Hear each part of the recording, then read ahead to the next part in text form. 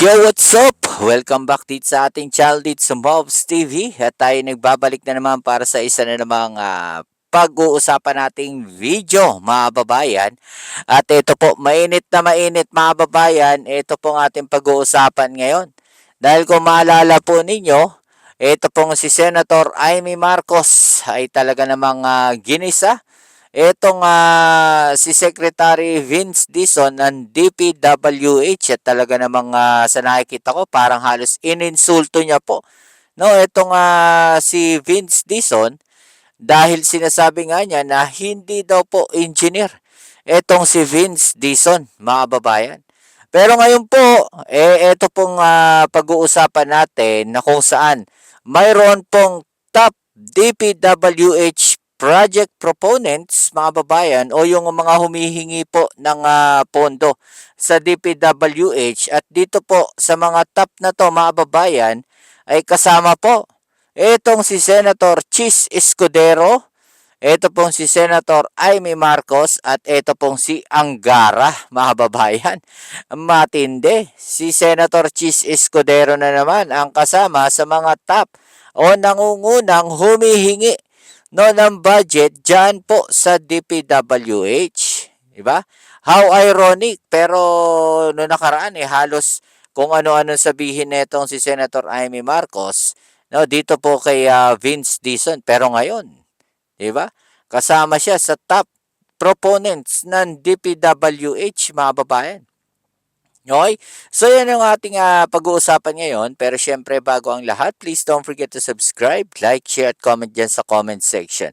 Okay, so eto na nga mga kababayan. No? Nangunguna po si Chis Escudero at Senator Amy Marcos sa mga humihingi ng budget dyan po sa DPWH, mga kababayan. No? At ito po, ihatid natin sa inyo itong balita na to at atin po yung pag-usapan. Ayan, no? Oh, di ba? Senator Amy Marcos, mga babayan. Ayan, nauuna. Tapos Chis Escudero at si Angara po, mga babayan. Okay? So ito, i-play natin itong balita na to. Let's go. Ng Bilyonaryo News Channel sa tinaguriang DPWH leaks. Una naming hinimay ang sinasabing wish list ng umano'y top 3 proponent senators. Ang halaga ng mga proyekto at kung saan matatagpuan sa exclusive agenda report ni Joash Malimbag. Grabe, no? May wishlist palang tinatawag pagdating dyan sa mga project na yan sa DPWH. No? Sana all may wishlist, mga babayan. Diba? Antindi na ito. Aabot sa halos 21 billion pesos ang allocated umano para sa sponsored line items ng mga senador noong 19 Congress sa proposed DPWH budget sa 2025 National Expenditure Program o NEP. Ayon yan sa tinaguriang Grabe DPWH leaks. 21 billion, mga babayan. I-play muna natin tong balita na to tapos pag-usapan natin. O mga dokumentong nakuha ng Bilyonaryo News Channel na nagdedetalye sa mga proponent o sponsor ng mga proyektong inilatag ng DPWH sa kanilang budget proposal noong nakaraang taon.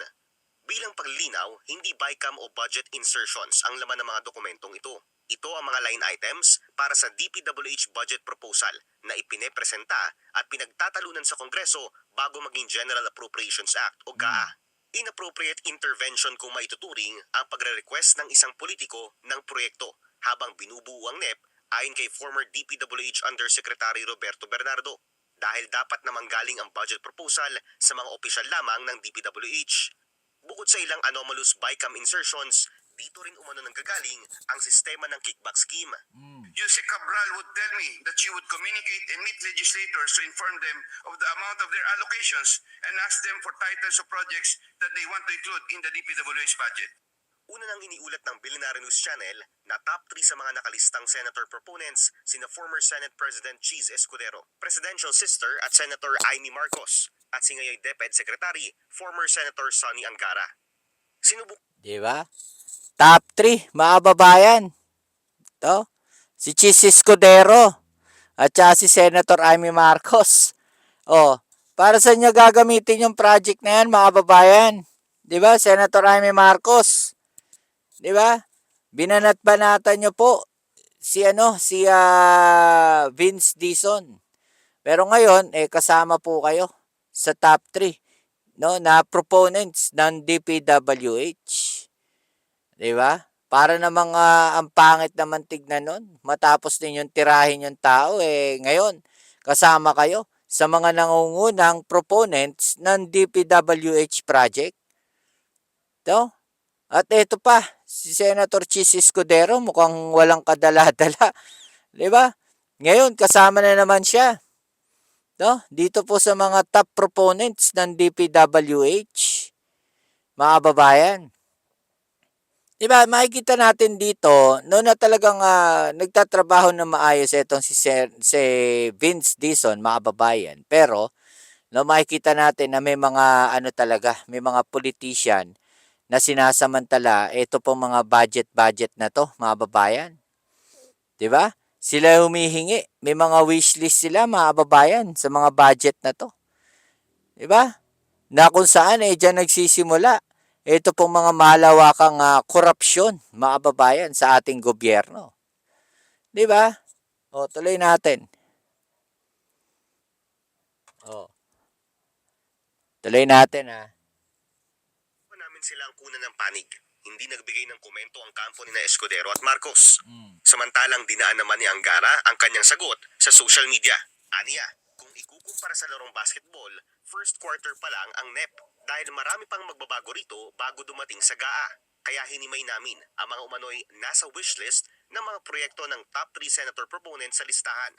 Base sa DPWH leaks, 105 projects worth 2 billion pesos ang requested ni Angara. Sa aming pagsusuri, nahati ang mga ito sa 3 lugar. Karamihan makikita sa kanyang baluarte sa probinsya ng Aurora.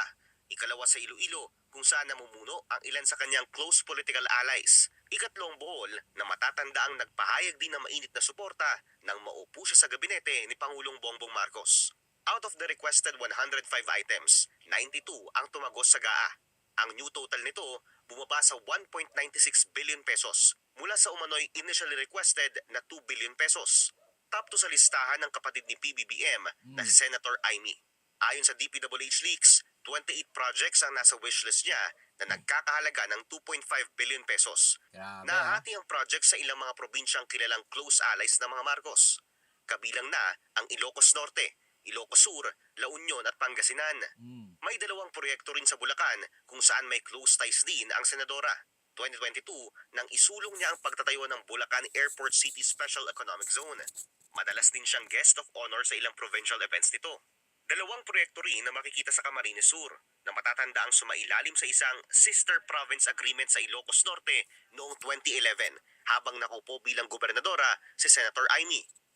Kung susuriin ng 2025 DPWH budget, tumagos sa GAA ang buong 2.5 billion pesos worth of line items na ni-request ni Senator Amy. Nasa top 1 si former Senate President Cheat. Tumagos yung kay Amy Marcos, mga babayan, yung request niya. 'Di ba? Ganun katindi. No, ito si Senator Amy Marcos, mga babayan. Matapos yung banat-banatan si Secretary Dizon, no, siya pala yung top 2. At 2 bilyon, mga kababayan, yung kanyang wish list, no, dito po sa DPWH, mga kababayan. No, hindi po milyon to, bilyon po, mga kababayan. No? So paano na naman nila ito ibabalik sa ating Pangulong Bongbong Marcos, mga kababayan? Sigurado, no, maghahanap na naman sila ng butas para maibalik ito sa ating Pangulong Bongbong Marcos. Tuloy natin yung kay Chis Escudero, mga babayan. Si Escudero na umano'y may 34 requested projects worth 3 billion pesos. Grabe. Lahat ito matatagpuan sa kanyang baluarte sa Sorsogon at sa probinsya ng Quezon. Sa ilalim ng listahan, puro road projects worth 21 to 150 million pesos ang proyektong requested umano ni Escudero. Road projects, multipurpose buildings, covered courts at flood control projects naman ang nakalista sa pangalan ni na Marcos at Angara. Bukas pa rin ang Billionaire News Channel para sa panig ng mga dawit na pangalan sa tinaguriang DPWH leaks. Para sa agenda, Joash Malimban. Okay, so yung mga babayan, flood control na naman. No, akala ko ba ayaw na nila sa flood control, mga babayan? Ito makikita natin, another flood control projects na naman ang paglalaanan po no ng mga milyong-milyong budget, no? Especially dito kay Senator Amy Marcos. 'Di ba mga kababayan? Galit na galit sila sa flood control, sinisisi nila yung ating Pangulong Bongbong Marcos sa korupsyon na siyang nagbunyag ng usapin. Diyan po sa mga flood control na yan at korupsyon sa DPWH. Hindi ba dapat mas natutuwa sila? 'Di ba? Mga babayan, pero hindi, mali, no? Mali yung nakikita natin, baligtad. No, dahil imbis na matuwa sila sa ginagawa ng Pangulo natin na paglaban sa korupsyon, mga babayan, parang gusto pa nilang idawit yung Pangulo natin sa korupsyon. No, gusto pa nilang ibalik no, sa Pangulo natin yung magandang adhikain niya at ginagawa niyang paglaban sa mga korupsyon o sa mga corrupt officials, mga babayan. 'Di ba? Parang nababaligtad pa eh. No? Ang ganda ng adhikain, ang ganda ng gusto ng ating Pangulo, malinis yung ating gobyerno laban sa korupsyon. No, pero yung mga tao no nagalit sa ating pangulo at kumakalaban sa ating gobyerno tila sila no yung sumisigaw ng korupsyon pero ayaw nila no sa ginagawa ng ating pangulo. Ayaw nila sa ginagawa ng ating gobyerno. Nagagalit sila, mga babayan. Ayaw nila 'yan, no? Nababagalan daw sila, mga babayan. Paano nababagalan? Ha? Paano nababagalan? Hindi naman pwedeng ora-orada. No, meron tayong makakasuhan. 'Di ba? Sabi nga ni Yusek Claire At kagaya nga rin ng sinasabi ko, mga babayan, no, hindi po pwedeng basta-basta tayong magkaso ang gobyerno. Kailangan pag-aralan, kailangan matibay ang ebidensya bago na kasuhan itong mga tao na to. No, nasangkot at involved dito sa mga flood control anomalies na to. Ang gusto nila makulong agad itong mga politicians. 'Di ba? Nasaan yung mga ebidensya? 'Di ba mga babayan? Walang ebidensyang matibay eh, no? O eto nga si Saldico eh. O, naglabas ng ebidensya, mali-maleta. Ang tanong, ano laman ng maleta na ipinakita nila? Eto naman mga DDS na to, no, palibasa, makikitid nga ang isip, abay talaga namang itinuturo at idinadawit yung Pangulo natin.